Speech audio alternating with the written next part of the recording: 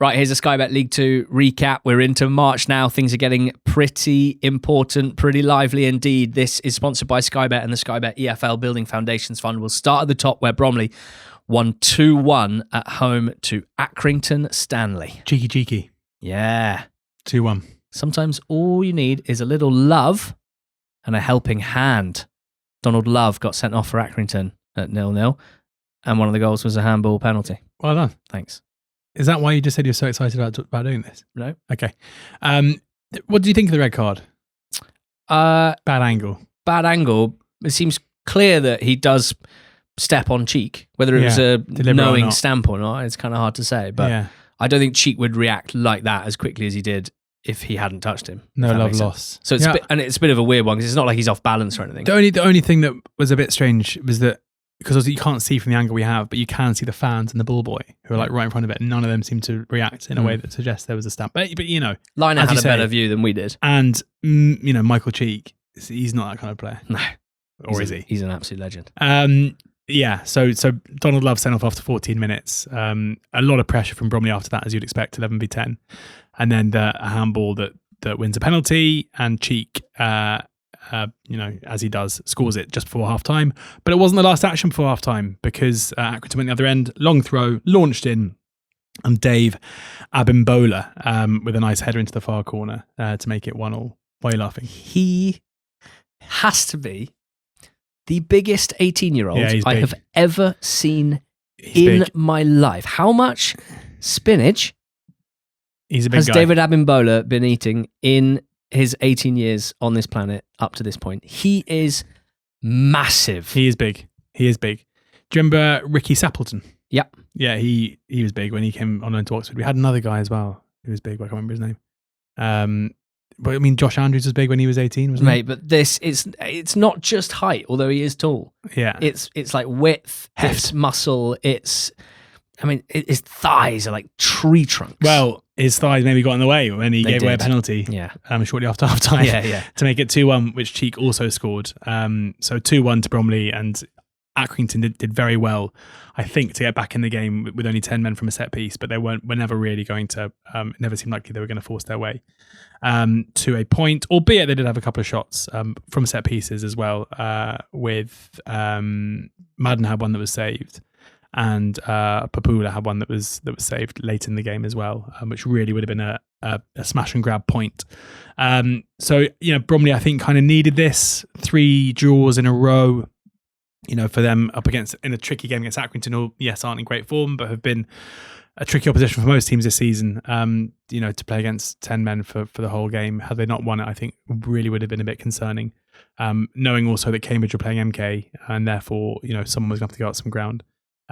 Big win for them that, suddenly the gap is 4 again, and it looks like they are title favourites. And not that they ever won again, but, the 4-point gap. Although Oldham at home on Tuesday night is tough, because I think Oldham are looking decent shape at the moment. Didn't realise Papula was back. He had a really good loan at Crawley for the last couple of months. He's another 18-year-old striker playing for Aki. Abimbola's on loan from Bolton, but Papula is an Aki Academy graduate who scored a lot of goals in their youth team. So obviously with them looking fairly beachy and lacking relegation jeopardy, but unlikely to make the playoffs, it seems like a really good opportunity actually for John Doolan, Jed Brannan to take a look at some of their youngsters, because it's been a really impressive 12 months for Accrington, the way that they've developed young players, in Ben Ward, for example, getting a good fee for him in January. If they can maintain that for another couple of windows, another couple of seasons, they can really kind of change the ceiling of the club. So let's keep an eye on Papula if he gets any more minutes over the next few weeks. Massive game was Cambridge MK Dons, and I thought Cambridge had won it 1-0. Switched off Soccer Saturday too early. When did you find out? About an hour later. Okay. Hour and a half later. I found out last night. MK Dons, 96th minute penalty to equalise. They'd had the better chance in the first half. Hetland Murphy in particular, 1-on-1. I think Eastwood saved it with his studs. It was a really, really big save. Cambridge in the second half came on stronger. They were the better side. They took the lead, and it was a nice goal as well. Ben Knight slipping in. Nevitt, his first shot was saved. Knight's shot was blocked. Truffle Pig sniffed around Truffle. and picked up the pieces for 1-0.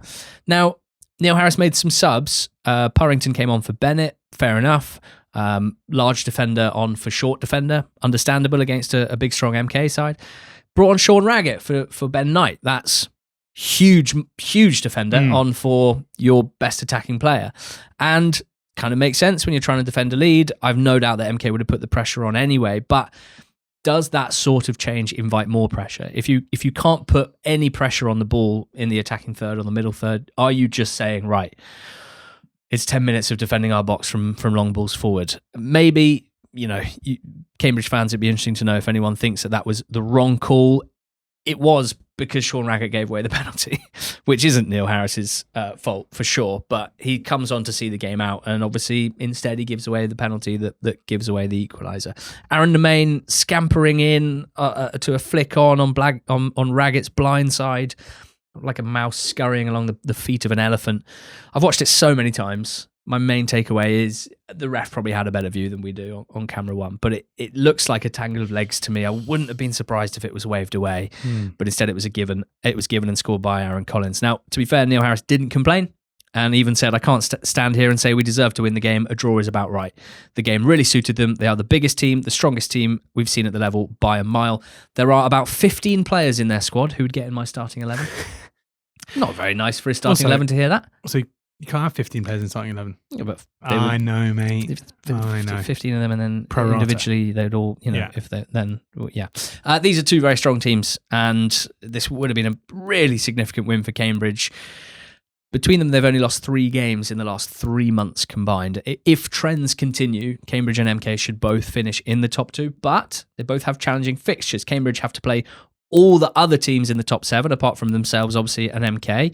They've got 3 at home and 2 away, while MK have to play Swindon, Crewe and Salford all away from home, and they've got Bromley at home as well. So both teams doing well and should be finishing in the top 3 from this position, but we know it's not quite as simple as that. Swindon couldn't capitalise on those two dropping points to each other. 1-1 draw at home to Rovers means it's just 1 point from 2 home games recently. Incredible to have Simon Mann doing comms on the extended highlights. Just a great voice of my TMS listening life. Yeah. Sort of expected him to say Anderson in, Bowles. And it's outside edge, it's gone. Did he? No, he said, here's Kane Thompson-Summers. He's dribbling the whole pitch. He's going, he scored. Thompson-Summers against the run of play. Yeah. And England have their wicket. Swindon absolutely dominated the first half. So obviously it was 1-0 Bristol Rovers at halftime. Incredible individual effort from Thompson-Summers. An amazing run and finish. I think if you are of a Swindon persuasion, you're looking at Snowden, you're looking at Wright, who did not respond well to a free kick being given away. Both sort of half-heartedly stood near the ball to sort of pretend that they were slowing down the set piece, but instead just completely forgot the fact that Thompson-Summers had moved into space and received the ball and then went all the way. There was still a lot to do, but it was, poor from a Swindon point of view. Harrison had a big chance for Rovers at 1-0, could have made it 2-0, and a minute later, of course, Ollie Palmer finishing a batty free kick. Really, really good finish. And both teams had about half a dozen shots at 1-1, but nothing doing. Rovers keeper Brad Young, probably the man of the match, I'd say. Good point for them. Swindon failing to win back-to-back home games. It's the first time they've failed to beat one of the bottom 6 in the league this season. So work to do there. But the team beneath them Notts, they lost at home, George, to Grimsby Town by 1-0. This is a huge win for Grimsby, and what a goal to win it. Yeah, a really good goal. Charles Burnham goals tend to be pretty good. It tends to be him picking up the ball somewhere near the touchline on the left-hand side, getting the ball drifting past a couple of players and scoring a brilliant finish. What was this goal? Exactly that. It came after Notts County had Unlove sent off. Quite a weird one, where it's a classic case of there's no way you're getting sent off for that 10 years ago. But it doesn't look. If you're measuring excessive force, it doesn't feel like it's one of those. It's not like it's similar to in profile, like aesthetically to the Calvin Phillips one the other day, in terms of it being a tackle where the foot then kind of comes through and goes into the shin, but with way less kind of intent and force. But again, I don't know how you judge these days. He makes contact and the foot is there. I kind of struggle to see how you can't make a tackle that is a kick and not end up with your studs going upwards like that. Yep. And I guess you have to measure it whether or not it's dangerous play or whatever else. But anyway, it's another one where Notts County fans are going to say there's absolutely no way it's a red card, and Grimsby fans are going to say it's definitely a red, and that's just how things seem to go, which is why the whole idea of getting technology to decide these things is incredibly stupid. So yeah, that's that. Notts County had chance in the first half, and Unlove himself came very close to scoring, but Grimsby were decent, and as away performances go, we'll be very proud of the shift that they put in, and we'll feel like they deserved the goal when it came. So yeah, one for Grimsby, like really tough assignment to go to Notts County team in form, who are currently in the top 6. A defeat would have been incredibly damaging to their prospects of finishing in the top 7. But a big win keeps them in with a chance. Crewe, Alex, big win for them. Currently at the top of a chunk of teams, 6 of them separated by 4 points. So all wins, very, very important. From behind against Tranmere at home. Pretty quiet first half, in which Plant scored for Tranmere. Green shoots for them? No. They are really, really bad. In the second half, Crewe piled on the pressure. Tommy O'Reilly picked out Connor Thomas. Really nice pass. Good little trot forward from Thomas. No one tracked him. Really poor defensive awareness, first from Obiero and then from Negru, who then had a screaming match as the Crewe players peeled away celebrating. Then a really lovely wide free kick routine. Great work from the set piece coach at Crewe. That got O'Reilly down the right hand side, ball across, smashed in by March in stoppage time to win it for Crewe. So for Tranmere, they've lost 12 of their last 15 games. There are so many bad teams in League Two right now that a throwaway line like they're one of the worst teams in League Two right now, it doesn't really mean that much. They have enough points on the board that they're almost certain not to get relegated. But wow, it's pretty depressing stuff for Tranmere fans at the moment and for the last few years, you have to say. But a great month for Crewe. 6 league games, 4 wins, 1 draw, 1 defeat. Looking to finish the season well to kind of protect this playoff spot, but they'll have they have a big challenge for it for sure. Lancaster's return from injury should help. They're much stronger at home than they are away, Crewe, but I know that all their games against top teams that are remaining are all at home, which should help them plenty.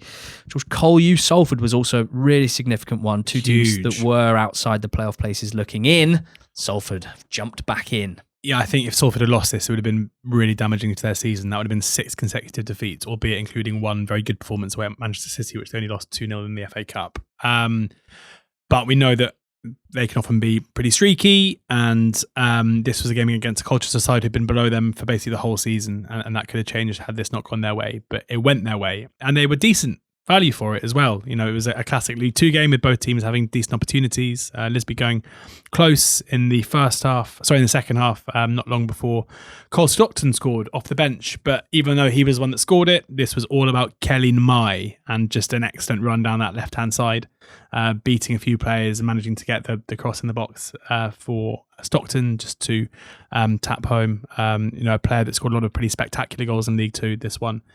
Probably the shortest distance. Young made a couple of decent saves as well, as he often does. But yeah, I think for Salford, who had gone through some pretty difficult games recently, to come out of this one with 3 points is going to be massive for them. And often when the bad run ends with Carl Robinson teams, a good run follows, and this could well be the start of a good run. Interesting to note, having spoken about how often Udo and Graydon were playing, I noticed Udo got injured, which isn't a huge surprise. Yeah. Ryan Graydon's now played 10 consecutive 90s in the league. I'd love to know if any strikers have done that in recent years in the EFL. Like, that just seems like just so many minutes. That's a lot. For a team that have a lot of strikers as well. Yeah. So, anyway, I mean, he's very good, and he seems to still be playing okay. Just not finishing very well, is he? No. Barnet Chesterfield was a big game, big result as well. There's a lot going on in this League Two playoff race, and Chesterfield dropped out because Salford won and they lost. But it meant that Barnet went level on points with them. And had Barnet scored another, they'd have actually gone above Chesterfield on goal difference. They're both on 53, Chesterfield +8, Barnet +7. Chesterfield have a game in hand, but Barnet got the win here. Their first home win against a top 10 team all season. Barnet feels like the last couple of weeks they might be improving.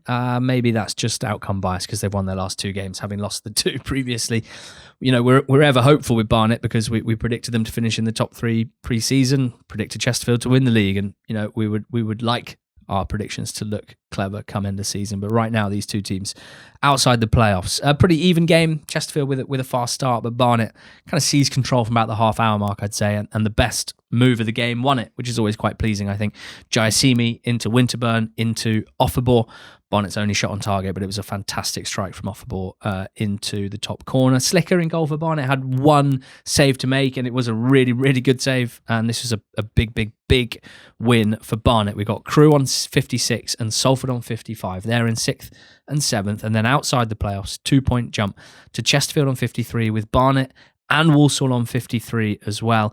Grimsby on 52, Colchester on 49. Walsall, big part of this conversation as well. George, they went to the best team in the league, Shrewsbury, who'd won 5 in a row before this, but Walsall stopped it.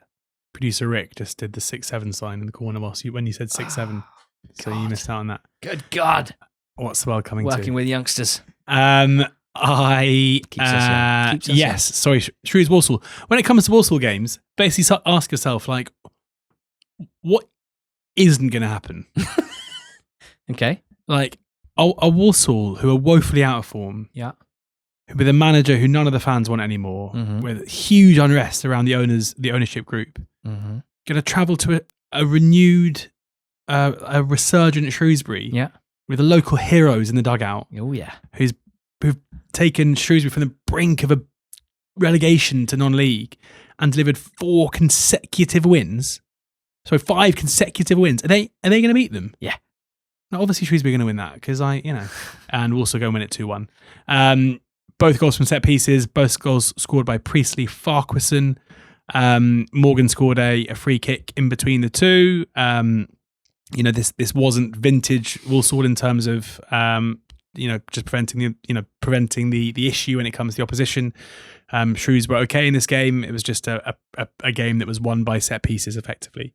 Josh Ruffles was sent off late on as well for Shrews, but Walsall saw out the game pretty well. And yet again, you look at the league table and you're like, oh, look at Walsall. They're just 2 points off the playoffs, with a couple of games in hand on most teams above them. Like, they're still right in this. And again, I thought last season was weird. Imagine if after everything that's going on, Walsall get their way in the playoffs.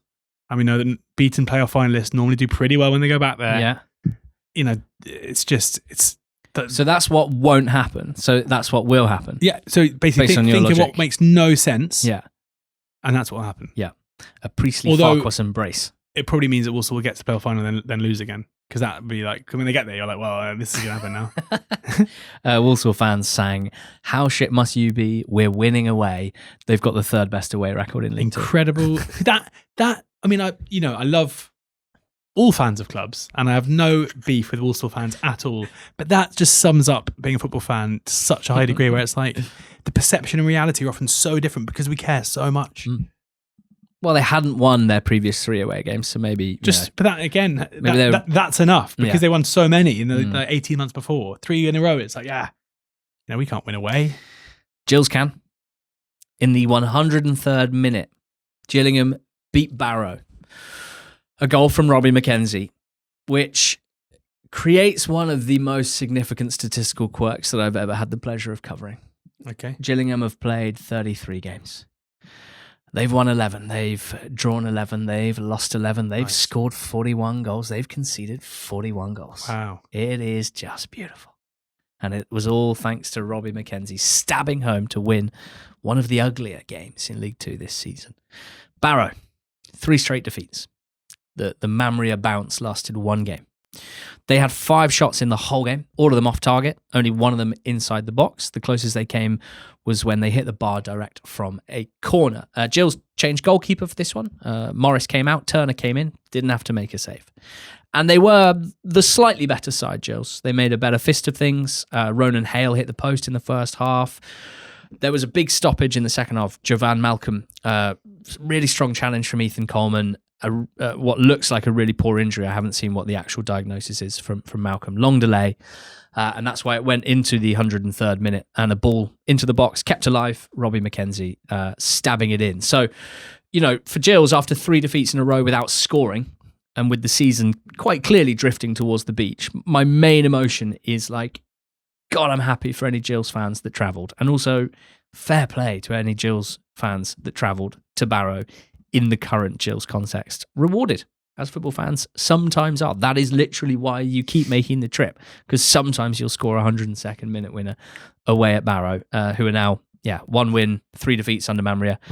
He's obviously trying to make them tough to beat, as we expect from Dino Mamria, but he's not succeeded yet, and they're still very, very poor going forward, as they were under the 2 previous managers as well. Also struggling big time, George. There was a period where we thought Harrogate and Newport were going to get cut adrift. That is very much not the case, and that's because of Barrow's poor form and also that of Crawley Town. What happened to them? They were beaten 2-0 by Oldham, and I think we've got to talk about Oldham first, because I'm still looking at the league table, and I wouldn't be surprised if Oldham put a run together and really forced their way into the reckoning for this playoff battle. They've got a lot of points to make up. They're 10 points short of Salford, but they've got 7 points short of 11th. Even that. But crucially, games in hand. At least 1 game in hand, everyone. 2 games in hand on 2 teams. 3 games in hand on Barnet and Crewe. Good God. So, and they've won their last 3 games in a row. The key player in this game, and the player that scored both goals, Jack Stevens, who was signed from Solihull in the summer, having scored 17 goals in the National League the season before, 14 goals last season, but only 30 games due to injury. Wow. Who got injured early in the campaign. He's scored 5 goals now since coming back into the team after that injury.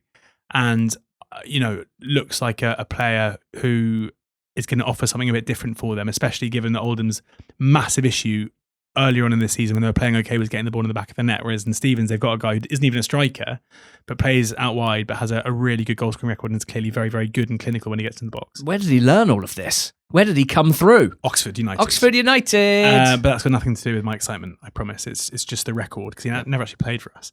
But I think Oldham are playing well right now. That's 3 wins in a row against Bristol Rovers, against Gillingham, against Crawley. They've scored 7 goals in those 3 games. They haven't conceded a single goal. It feels like it's clicking. The first goal was a close range one that I think it hit Stevens in the nether regions. And the second was a brilliant goal, which he picked up on the left-hand side and drove in field and finished really well. So a big day for him. Another really poor day for Crawley, who are still seemingly relying on the teams below them being bad, but they can't do that for very long because they're picking up points. It wouldn't surprise me if one of Crawley or Barrow drop into the relegation zone by the time we next record. How about by the time we go to bed on Tuesday night? Because the only team in the relegation battle that are playing on Tuesday are Newport, and they are at home to Tranmere Rovers. There you go. One of the worst teams in the league right now. Win that, and they go level on points with Crawley Town. Yep. They'll be out the bottom 2. Yeah, Harrogate and Newport, the bottom 2. They both drew. Harrogate, in slightly different circumstances. Harrogate were at home to Cheltenham. They were 4 unbeaten going into it. Cheltenham drifting a little, dare I say, towards the beach. But it was a 1-1 draw. Reece Hutchinson scoring for Cheltenham, a really excellent player for them this season. Heffernan equalised immediately for Harrogate. And they had most of the chances after that. Certainly looked to me like Reece Smith standing out, attacking midfielder on their left-hand side, someone who I think if Harrogate were to go down would probably stay at the level and get poached by somewhere else. But couldn't get the win, a 1-1 draw, a possible missed opportunity, you have to say, for a Harrogate team. But they are, that they remain in much better form. They're in much better nick than they were before. Still 11 games to go for them. And then Newport, this is a different vibe. 0-0 draw at Fleetwood, where they just hung on for dear life. This was a defence versus attack training session in which Fleetwood had 25 shots and just couldn't score any of them. Hit the post, had some improbable misses. Newport clinging on. And look, they just have to get through. They had to get through a really tough run of games, Newport, in touching distance of safety, and they've absolutely done that. They've got Tranmere on Tuesday, which is huge, absolutely huge. If they win that, they'll be out the zone. They'll be above Barrow and Harrogate. This now looks like a 4-way battle. Bristol Rovers could easily still be dragged into this, but they do. To me, they are just playing slightly better than all of these teams, so I still think it's unlikely. It feels like a 4-team mini-league now, where 2 will go down to the National League and 2 will remain, and they are all pretty poor. But right now, Harrogate feel like the best of the 4, and that'll be exciting for them. So loads to come over the next couple of months in League Two. We'll be here every step of the way, breaking it down every Monday. So thank you for listening to this podcast. If you like League One and the Championship and you want to hear about exciting weekends in both of those leagues, you can find them on the same pod feed or on the same YouTube channel as you found this one. Cheers! Go well!